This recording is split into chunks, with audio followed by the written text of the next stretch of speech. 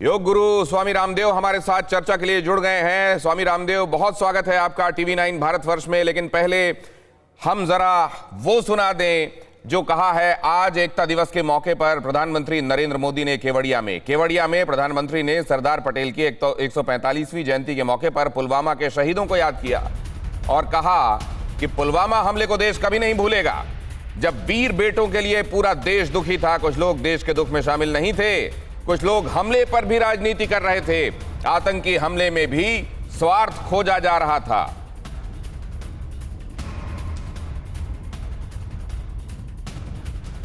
पुलवामा हमले को लेकर पाकिस्तान की संसद में वहां के एक सांसद ने इस बात को स्वीकारा, फवाद चौधरी ने, वहां के मंत्री ने इस बात को स्वीकारा कि पुलवामा उनकी कामयाबियों में से एक है। और अब आपको याद आ रहा होगा, वो तमाम बयानात याद आ रहे होंगे जो उस समय आए थे विपक्षी नेताओं की तरफ से। और जाहिर है उसको लेकर प्रधानमंत्री के दिल में एक गहरी टीस थी जिसको आज उन्होंने शब्द देने का काम किया।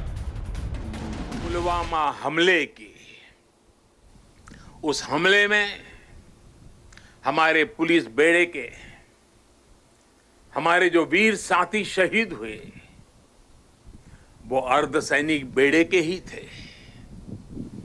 देश कभी भूल नहीं सकता कि जब अपने वीर बेटों के जाने से पूरा देश दुखी था, तब कुछ लोग उस दुख में शामिल नहीं थे।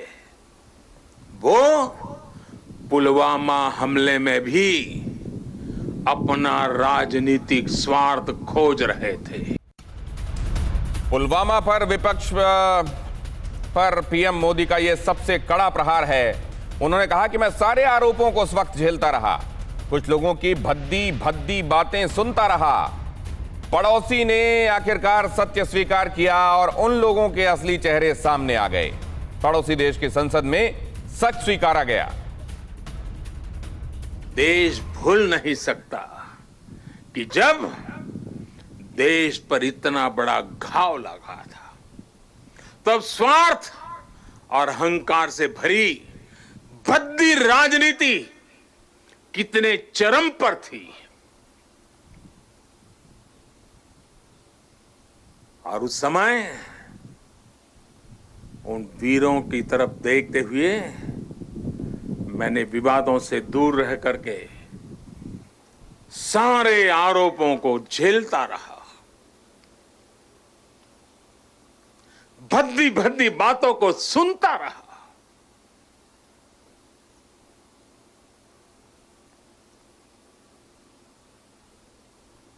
मेरे दिल पर वीर शहीदों का गहरा घाव था,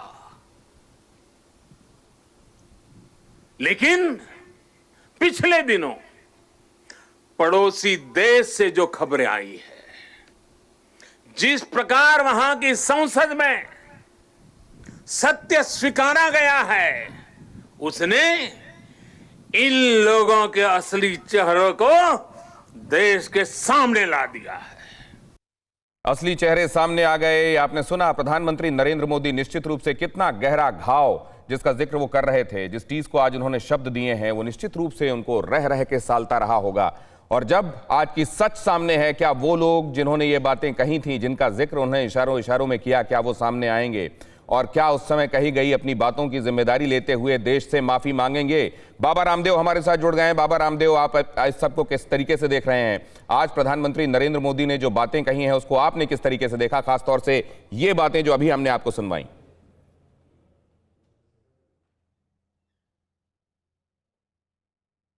आज राष्ट्रीय एकता का दिन है और सभी परिप्रेक्ष्यों में राष्ट्र से ऊपर कुछ नहीं होता।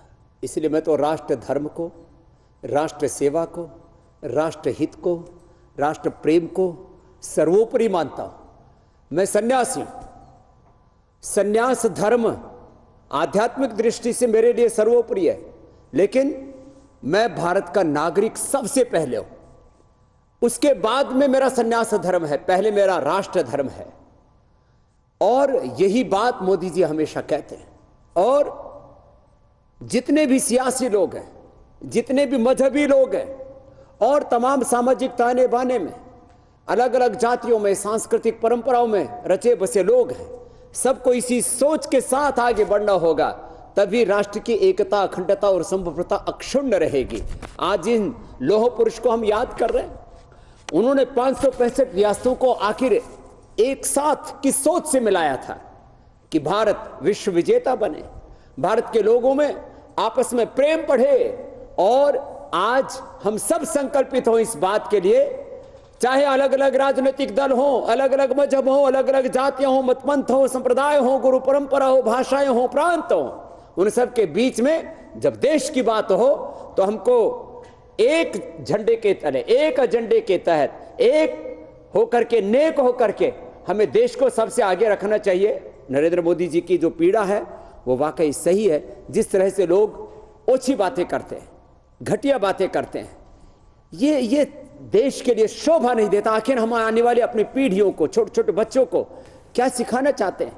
और मुझे लगता है आज के बाद ये दोबारा से इस तरह की बातों का देश सामना ना करना पड़े देश को, तो यही अच्छा होगा। आज के दिन तो हम यही संकल्प लें। दिनेश भाई जी, मैं ये भी जानना चाहता हूं बाबा रामदेव कि ये जो हम कामना कर रहे हैं कि कम से कम अपनी विदेश नीति के मामले में, अपनी रक्षा नीति के मामले में हम सब एक हों और हमको अलग अलग स्वर सुनाई ना दें, ये कामना तक ही क्यों है? ये चरितार्थ क्यों नहीं होता बाबा रामदेव? जब आती है राजनीति की बात, जब वोट लेने की बातें आती हैं, तो सब भुलाकर सब ताक में क्यों रख दिया जाता है?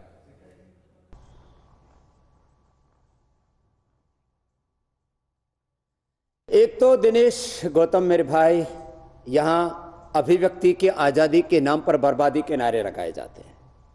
मैं भी पूर्ण आजादी में जीने वाला व्यक्ति हूं, इसलिए किसी बंधन में नहीं फंसा, न कोई परिवार का बंधन, न कोई संसार का बंधन, न कोई मजहब का, मतपंथ का बंधन, लेकिन मैं भी बंधा हुआ हूं उन मूल्यों से, उन सिद्धांतों से, देश के संविधान से।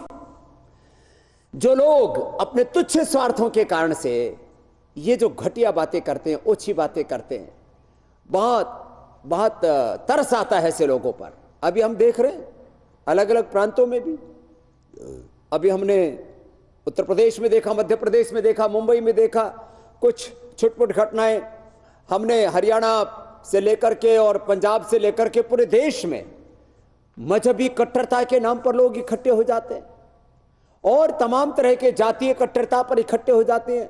राष्ट्रीय एकता पर हम क्यों ना एकजुट हो जाएं और हम अलग अलग अपने जो भी राजनीतिक दल हैं, जो भी सामाजिक संगठन है, जो भी हमारे धार्मिक संगठन हैं, सब सियासी तौर पर हो चाहे वो मजहबी तौर पर हो, हम अपने अपने काम करें, लेकिन देश की एकता, अखंडता, संप्रभुता से कोई समझौता ना करे। जो उसको तोड़े फिर उसको उसके किए की सजा भी मिले, ऐसा देश के अंदर प्राविधान होना चाहिए।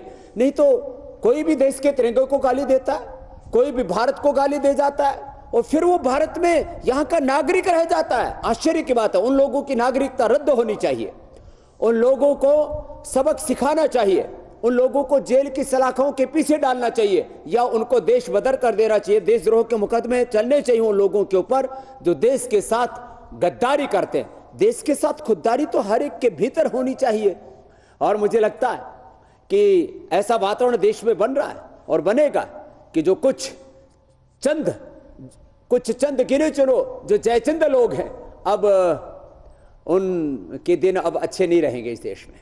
अब उनके बुरे दिन आने वाले हैं, जयचंदों के बुरे दिन आने वाले हैं। देश में राष्ट्रवाद, अध्यात्मवाद, मानवतावाद एक साथ चलेगा और ये तब जयचंदों के बुरे दिन आने वाले हैं। बाबा रामदेव, मैं एक बात और जानना चाहता हूं कि क्या किसी सच्चाई को समझने के लिए जब तक पाकिस्तान की संसद में उसकी स्वीकारोक्ति हम नहीं सुनेंगे, तब तक क्या हम नहीं मानेंगे? तब तक हम यहां क्या सबूत ही मांगते रहेंगे? तब तक हम ये कहते रहेंगे कि हमारे देश के सबसे बड़े नेता की दुराभिसंधि है दुश्मन देश के साथ?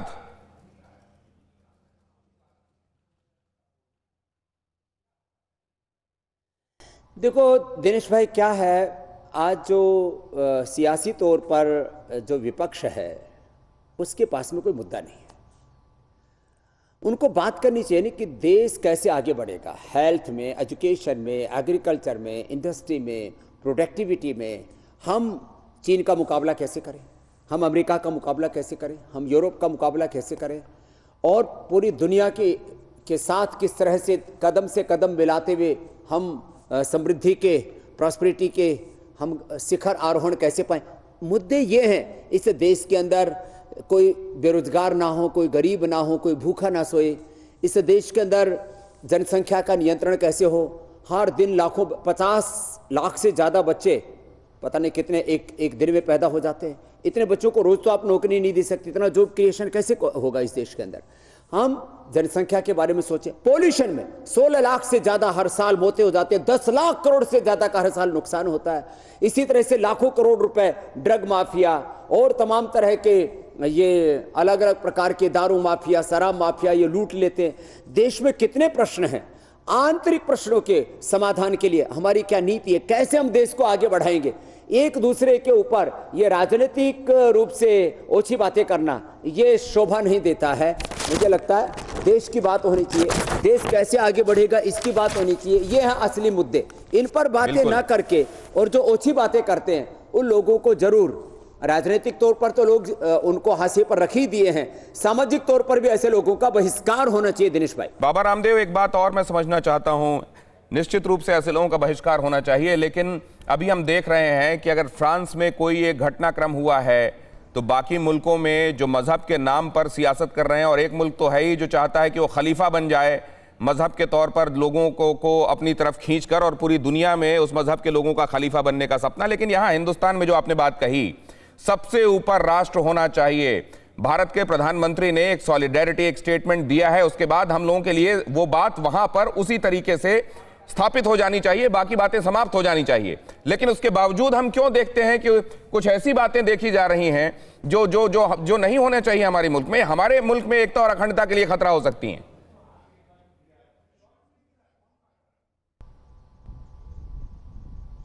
देखो, इस देश में कोई ये नारा लगाता है कि इस्लाम खतरे में है, कुरान खतरे में है, फिर कुछ लोग ये नारा लगाते हैं इस्लाम से ही खतरा है, कुरान से ही खतरा है। ये दोनों बातें ही खतरनाक है। न इस्लाम को खतरा है, न कुरान को खतरा है, न इस्लाम से खतरा है, न कुरान से खतरा है। जो लोग उनको फॉलो करने वाले दुर्बुद्धि लोग हैं, दुर्विचार वाले लोग हैं, दुर्भावना वाले लोग हैं, चाहे वो तुर्की है, चाहे मलेशिया है, चाहे वो इंडोनेशिया है, चाहे वो सऊदी अरब है, चाहे अफगानिस्तान जो अब एक तरह से आतंकिस्तान है, इन लोगों के अपने एजेंडे हो सकते हैं मजहबी तौर पर। लेकिन भारत की क्या प्रॉब्लम है? भारत को आग में क्यों झोंकना चाहते हैं? सियासी तौर पर, राजनीतिक तौर पर जो लोग ऐसे कट्टर पंथ की विचारधारा का प्रतिनिधित्व करते हुए आज जलसे करते हैं, कोरोना काल चल रहा है, हजारों लाखों लोगों को इकट्ठा कर लेते हैं, किसके नाम पर? वो इस्लाम खतरे में। हिंदुस्तान में कभी इस्लाम कोई खतरा नहीं है, ना यहाँ पर कोई कुरान को खतरा है। क्यों हो रहा है ये सब?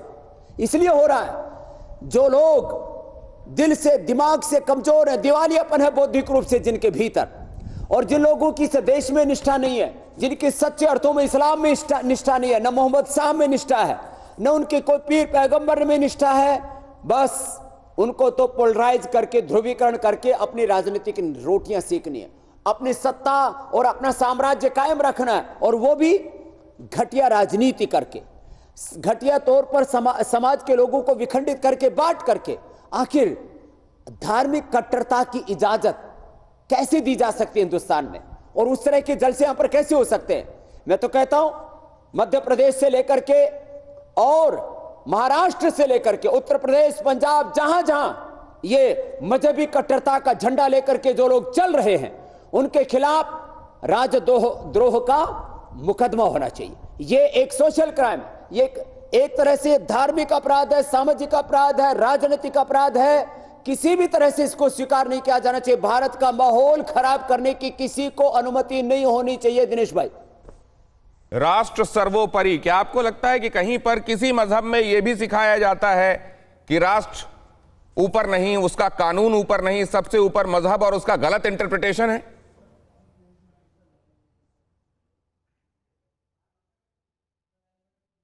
ये 100% गलत इंटरप्रिटेशन है। मैंने 4 वेद पढ़े हैं, दर्शन, उपनिषद, रामायण, महाभारत, भगवत गीता पढ़ी है। मैंने कुरान भी पढ़ी है, मैंने बाइबल भी पढ़ी है। सबके अंदर मातृभूमि, मातृ वतन सबसे ऊपर कहा है। जिस देश की मिट्टी में हमने जन्म लिया और जिस देश की मिट्टी के जो वासंत हैं और पूरी दुनिया में जितने भी लोग रहने वाले हैं, सब मजहबों की 3 सबसे बड़ी बातें मैं बताना चाहता हूं। सब कहते हैं, एक तो नास्तिक लोग हैं जो भगवान को नहीं मानते, जो मानते हैं उनकी जुबान अलग है, भाषा अलग है, लैंग्वेज अलग हो सकती है, लेकिन कहते हैं सब एक ही ऑलमाइटी गॉड, खुदा, अल्लाह, वाहेगुरु, अकाल पुरुष परमात्मा, भगवान उसकी सब औलादें। जब एक ईश्वर की सब संतानें हैं तो एक दूसरे से खतरा कहां से आ गया? जब हम एक ईश्वर की संतानें हैं और सब मनुष्य एक समान हैं, जब कोई भेदभाव है ही नहीं, न धार्मिक तौर पर, न आध्यात्मिक तौर पर, न कानून संविधान के तौर पर, न फिजिकली, न मेंटली, न spiritually, there is no difference, there is no discrimination. 5 elements का कंपोजिशन है ये पिंड और ब्रह्मांड, तो भेद कहां से आ गया? एक ईश्वर की संतान, सब भाई बहन एक समान, सभी समान, सभी महान। ये जो great Shudras, great Brahmanas, great Kshatriyas, हाँ, फिर इस्लाम, अकबर महान, इस्लाम महान है और बाकी सब बेकार हैं, मैं ही महान हूं, मैं और मेरा ही मजहब महान है। ये जो सोच है, ये बहुत ही घटिया सोच है, ये पक्षपातपूर्ण सोच है, ये अवैज्ञानिक सोच है, अव्यवहारिक सोच है, अतार्किक सोच है। इसका बहिष्कार होना चाहिए। सभी समान है, सभी महान है, ये जो बात है, कुछ संगठन इसी के लिए बने हुए पूरी दुनिया को इस्लाम में तब्दील करेंगे। कुछ लोग इसी चक्कर में हैं, और भी बहुत से सिरफिरे लोग हैं, कुछ हिंदू धर्म में भी है, कुछ थोड़े बहुत सिख, ईसाई, जैन, बौद्ध धर्मों में भी होंगे, ईसाई धर्म में भी होंगे, लेकिन सबसे ज्यादा कट्टरवादी लोग जो पूरी दुनिया के अंदर तबाही मचाना चाहते, वो अपना तो नुकसान कर ही रहे, वो सच्चे अर्थों में वो इस्लाम का भी नुकसान कर रहे हैं। वो इस्लाम के भी दुश्मन है, वो मानवता के दुश्मन तो है और खुद इस्लाम के भी दुश्मन है। तो ऐसा ना हो कि कल को पूरी दुनिया में इस्लाम में हो के लिए नफरत पैदा कर दे। बाबा रामदेव, आपने वक्त निकाला और इतने स्पष्ट विश्लेषण के साथ सामने सारी बातें रखी। जब चांद एक, सूरज एक, धरती एक, तो हम मजहब के आधार पर अलग अलग होकर एक दूसरे के खून के प्यासे कैसे हो सकते हैं? बहुत शुक्रिया हमारे साथ जुड़ने के लिए। फिक्र आपकी, सोमवार से शुक्रवार रात 9 बजे सिर्फ TV9 भारतवर्ष पर।